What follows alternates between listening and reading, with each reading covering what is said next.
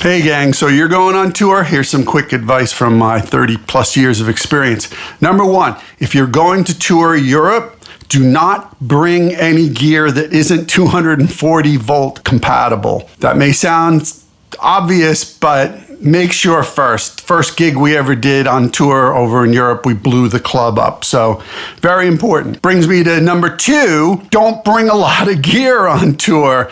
Bring as small a rig as possible.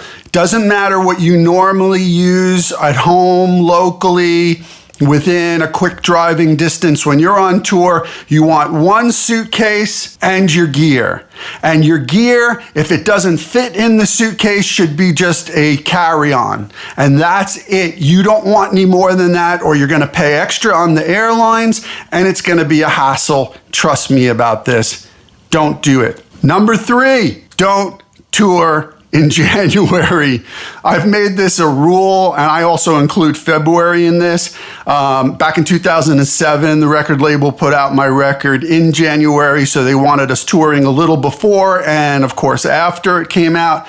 Huge mistake. We're up in Chicago, it's minus 14, and we couldn't, the heat in the car worked, but we couldn't keep it hot enough for all of our feet. The band was complaining, don't tour in January and February, not to mention the road hazards and other issues, flights being canceled.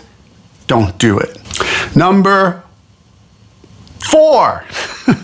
If you're an acoustic guitar player, bring extra bridge pins. You don't want a string breaking in the middle of a show and the bridge pin plops out on stage and you can't find it, and then you're really screwed. You might be able to find strings on tour, but try finding extra bridge pins. Bring extra bridge pins. Or bring anything extra within reason that you think you wouldn't be able to replace on tour. So, those are my top four things that you should think about if you're touring. What do you think?